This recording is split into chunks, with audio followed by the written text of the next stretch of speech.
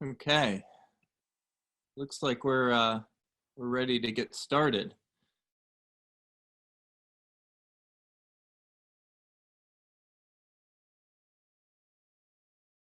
Before we get started, let me ask that everyone please put yourself on mute if you're not already on mute, and keep yourself on mute during this time. The only people who will be unmuting themselves to speak are myself and Chris and Tom, our presenters in this portion of the conference, who will be discussing, what Larkum is. So please put yourself on mute if you're not already on mute, and keep yourself on mute.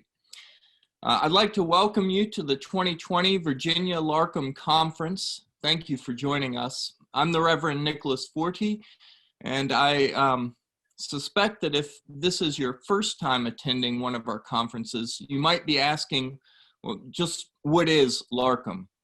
And Larkum stands for Lutheran, Anglican, Roman Catholic, United Methodist Conference. And we are a gathering of representatives and members of the Metro, DC, and Virginia Synods of the Evangelical Lutheran Church of America, the Episcopal Diocese of Virginia, Southern Virginia, and Southwestern Virginia, the Roman Catholic Diocese of Arlington and Richmond, and the Virginia Conference of the United Methodist Church. Our respective bishops have joined our judicatories in an ecumenical covenant that these conferences help us to explore, understand, and live into. But this is only to scratch the surface. Fortunately, we have two longtime members of Larkum and faithful workers for the cause of ecumenism here with us to give more information and answer questions.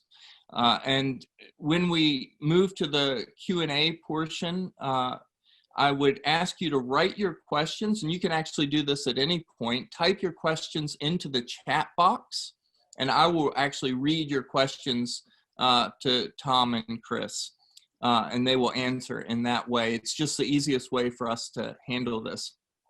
But I'd like to introduce to you the Reverend Dr. Christopher Agnew and the Reverend Tom Prince. Now, Dr. Agnew is the former ecumenical officer of the Episcopal Diocese of Virginia and former associate ecumenical officer of the Episcopal Church on the staff of the presiding bishop. He holds a PhD in history, and prior to ordination was a college history professor. He's retired, but currently serves as priest in charge of St. Paul's Episcopal Church, Nominee Grove, and St. James Episcopal Church, Montrose. The Reverend Tom Prince is a retired Lutheran pastor of the Metropolitan Washington, D.C. Synod of the ELCA. He's done graduate work in medieval and Byzantine studies at the Catholic University of America. He served as Associate Director of Ecumenical Affairs for the ELCA in the 1980s, and is recently retired as Ecumenical Representative for the Metro DC Synod. He has been active in national and local ecumenical groups, including Larkum, since its founding. Chris and Tom, thank you for being here this evening to give us a better understanding of Larkum. And Tom, what is Larkum and how did it get started? How did we get to 2020 after more than 30 years as a Larkum event? Vatican II, there was a decree on ecumenism in the late 1960s, and that launched a worldwide effort to create local dialogues. And in Virginia, conversations started with small groups of interested pastors and laity, and that continued for a number of years, and it evolved into a Lutheran, Roman Catholic, Episcopal group, and very soon this group was challenged itself to bring the results of the dialogues that were coming out almost several times a year, to bring the results of dialogues into the life of communities. And the word ecumenists use for that is reception.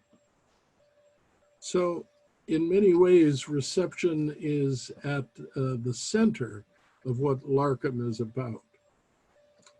By the late 70s, Larkum tried organizing conferences to sort of unpack these agreements, and our conferences focused mostly on texts.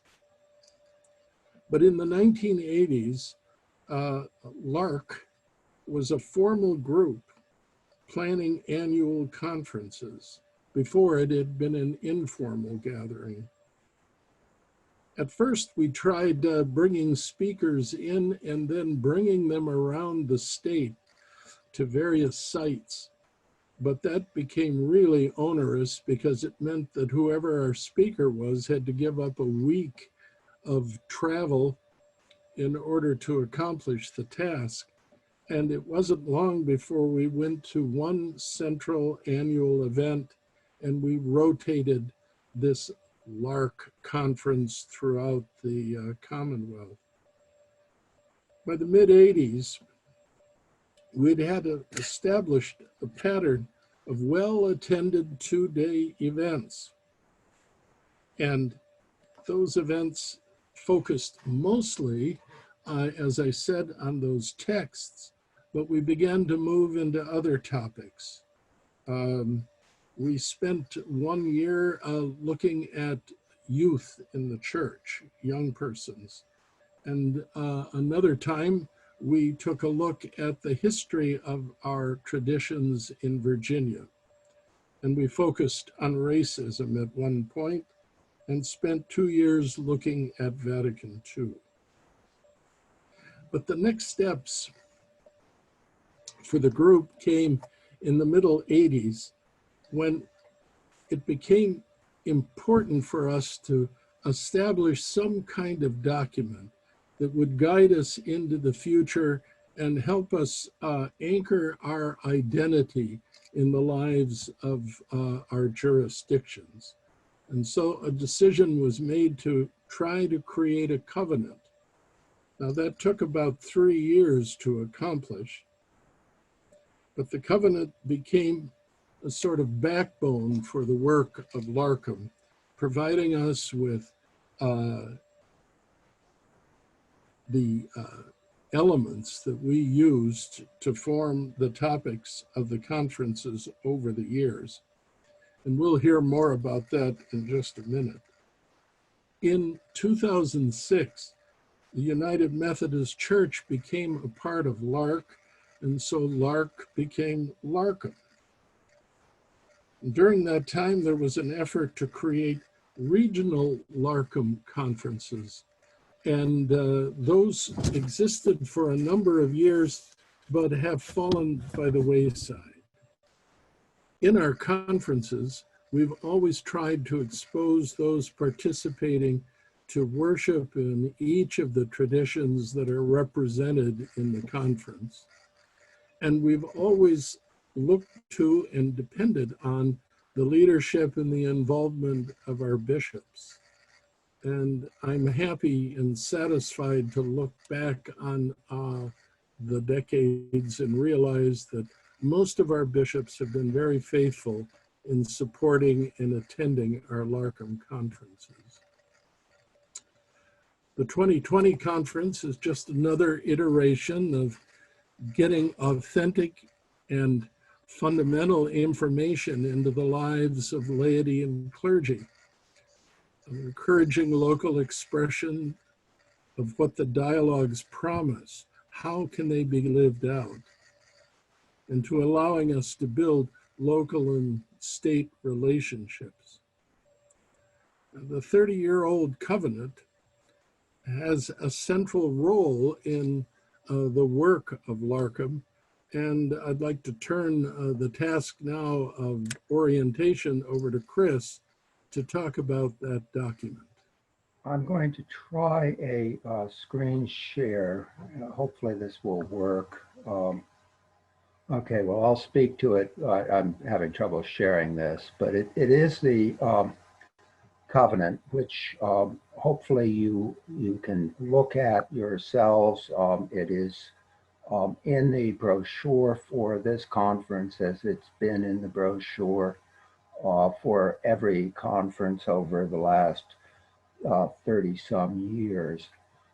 I might say, before I actually get into the covenant, I first became aware of Larkum, and as it was then Lark, back in the late 1980s when I was serving on the staff of the presiding bishop, and this covenant was being formed. And I ended up writing an article about it and lifting up what was happening in Virginia to a national and, in fact, international audience, and what the now Larkum committee has done here in Virginia has, in fact, been a model that has been replicated in a number of different locations. The covenant is signed by the bishops whenever we have a new bishop at the next Larkum conference. Typically, we get the new bishop or new bishops to sign this document that has been signed by our bishops from the time it first was formulated. These call for some, the covenant lists some very specific things that we can do together in receiving the ecumenical progress that has been accomplished in our dialogues between our different traditions. One of the very first one, pray for each other, particularly at the principal Sunday celebration. I was pleased to notice in the gallery view a few moments ago that Paul Phillips is on. Paul, for a number of years, had developed a cycle of prayer throughout the Commonwealth of Virginia, whereby we indeed intentionally prayed for the other churches by name during the course of a year.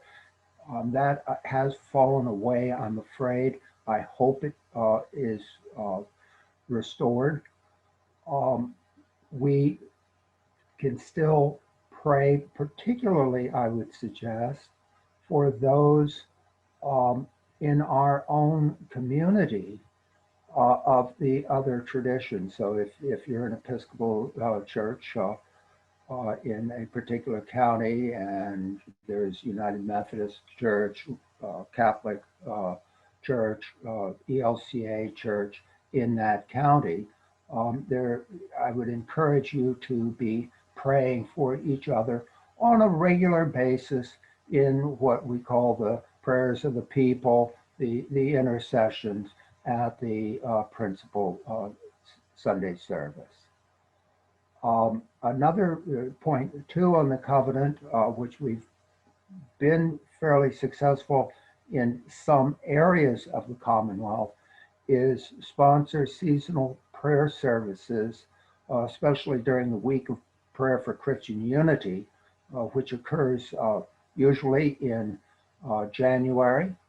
And we've been particularly faithful in having one in the area of Northern Virginia, but there's also, I'm aware that we've had them in various areas of the Commonwealth over the years. I would encourage you, if you are not aware of a week of prayer for Christian unity service in your area, that you make inquiry and that some of you get together and sponsor one.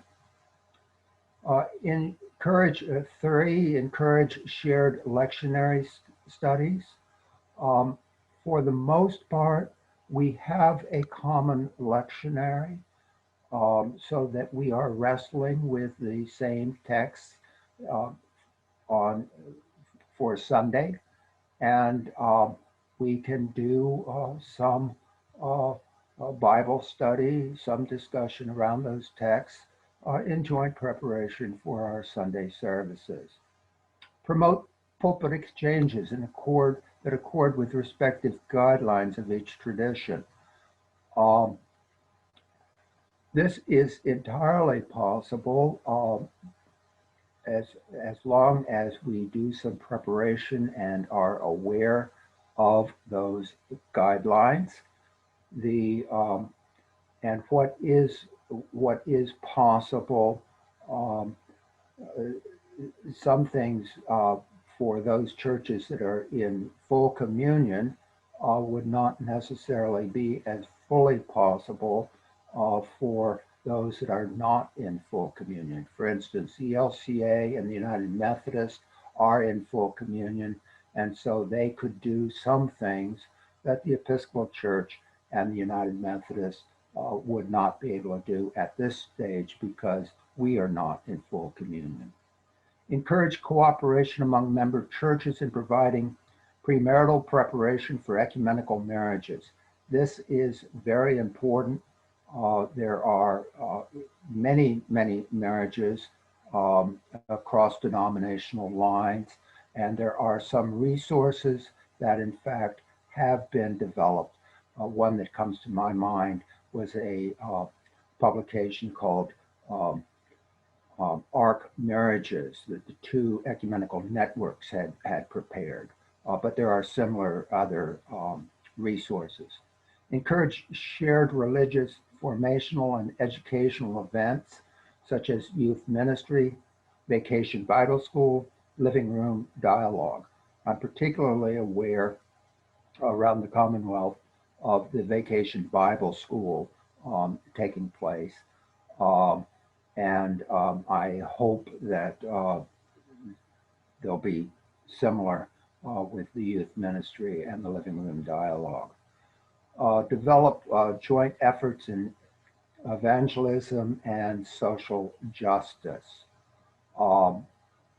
Here, yes, we can do some things with those in our community of our traditions. But of course, here too is an area, particularly in social justice, where we also probably should be relating to the Virginia Council of Churches or the Interfaith Center for Public Policy. Develop covenants among congregations, institutions, and chaplaincies. I think that speaks for itself.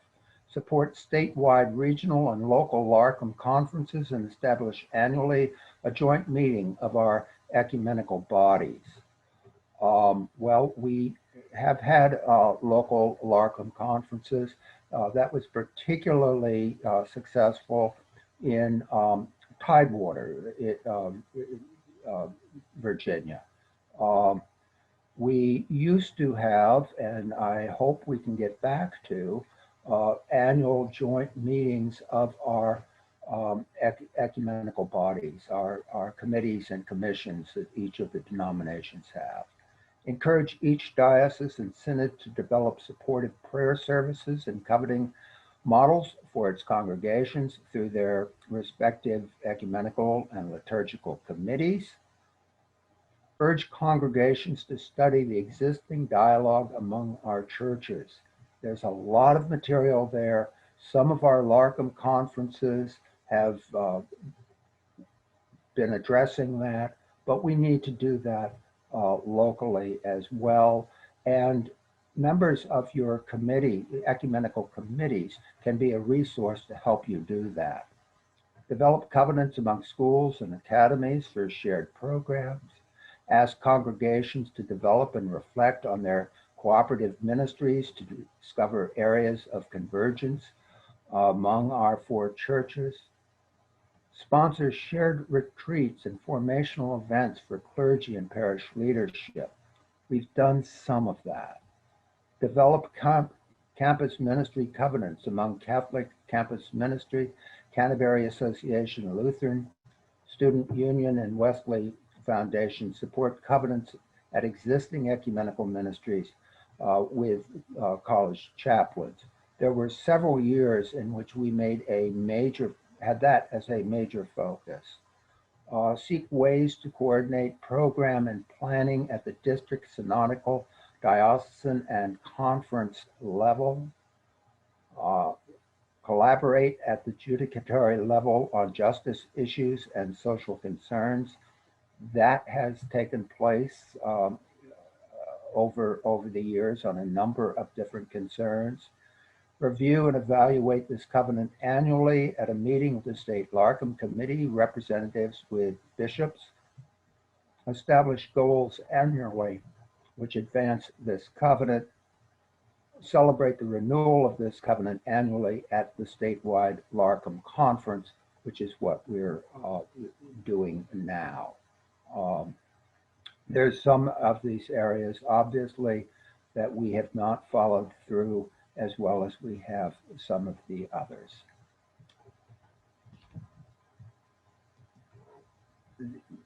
I think we can take questions at this point.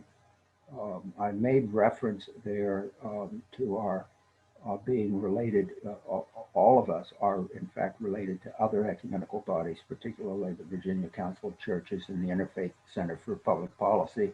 And we're not in a vacuum of just the four denominations. We're in a larger ecumenical context as well.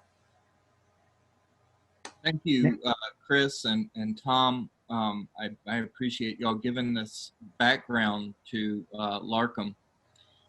And so we do have a few minutes, a little more than 5 minutes, about 7 minutes open for questions, which again, I encourage you to type your questions into chat, and I will then pass those questions on to Chris and Tom. I currently don't see any questions in the chat box at this moment. So maybe what I'd like to ask, Chris, you first, and then Tom, this is kind of more of a meta level question, but why do this stuff? Why Larkum? Why do this ecumenical work? Why is this important? And keep your answers brief because we don't have a whole lot of time.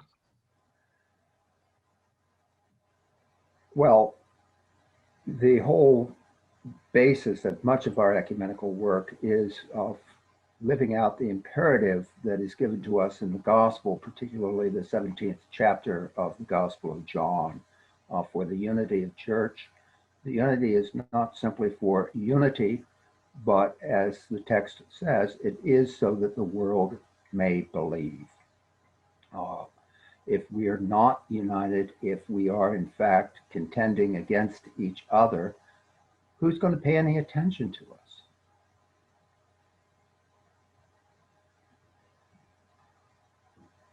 Tom? In the creed, the first mark of the church is one, as in one holy Catholic and apostolic. And it's at the very core of what it means to be church in the world. And if that's true, then it means that ecumenism is a part of everything that we do and has a lot to do with what we think and what we say. Larkum has one purpose in mind, which is to make what we have achieved in this past century, and by that I mean approximately the last 100 years, a part of what we do in the life of our communities, make it a part of the life of our churches. That's a slow process, and it takes a lot of patience. And one of the things we know is that for that to be done effectively, we don't just make up on our own what it is that we can do together and why we do it together. We need to study and be informed about our own tradition as well as other traditions to see what is possible. In effect, these four churches are not limiting ecumenical work or vision to just those four. they're all committed to working with the whole spectrum of the Christian community. So you're being encouraged to work with anybody who's within a reasonable distance of the community that you identify with. And the work that we're doing and the things that we're trying to share can be used and hopefully would be useful in any kind of ecumenical cooperation that you're a part of. I would say amen very much to that.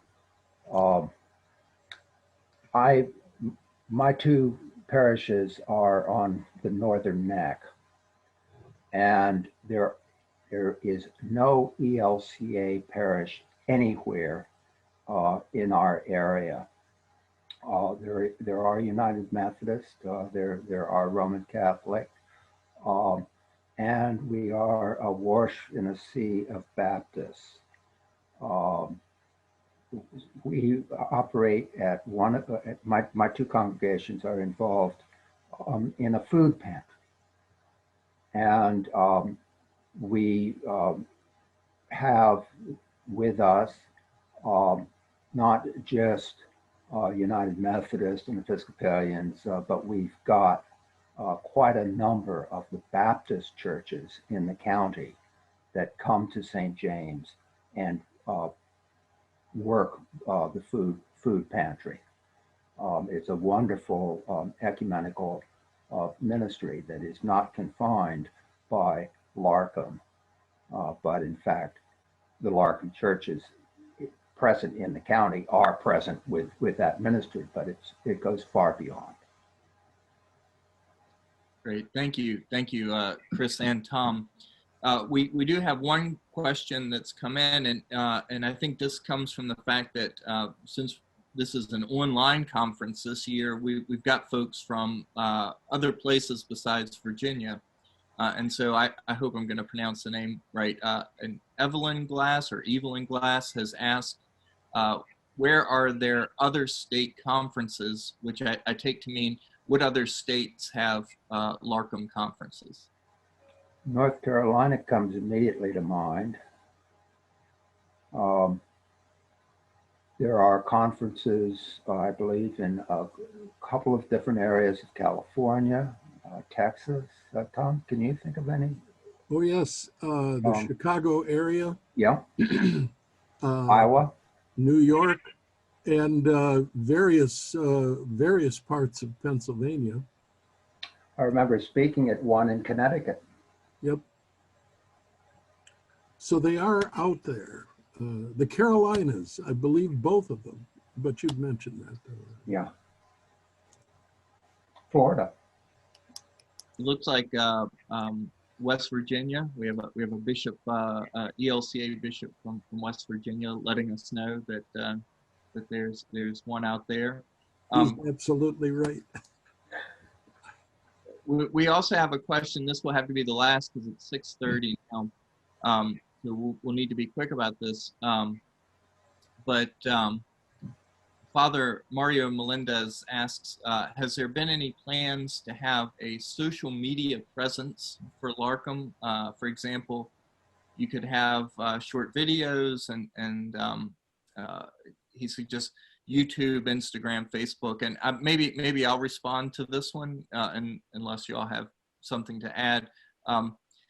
Yes, we're trying to move Larkum into the digital age. We're working on that. This is a step, but there is a Facebook page for the Virginia Larkum conference, and we'll be setting up a YouTube channel and hopefully getting videos out through the YouTube and putting it on the website. So there's also a website, which I suppose all of y'all know because you probably registered through that website. But currently no Instagram or Twitter, but we are on Facebook and we will soon be on YouTube. I think we're gonna need to wrap it up there unless, Tom, did you have something you wanted to add to that? No, I was just going to say the pandemic is forcing all of our jurisdictions to deal right away and 24 hours a day with just this challenge. And I expect that this will be a part of how we develop in the future. Absolutely. Thank you again, Tom and Chris. I really appreciate y'all giving us kind of the backstory and really helping us understand what Larkum is.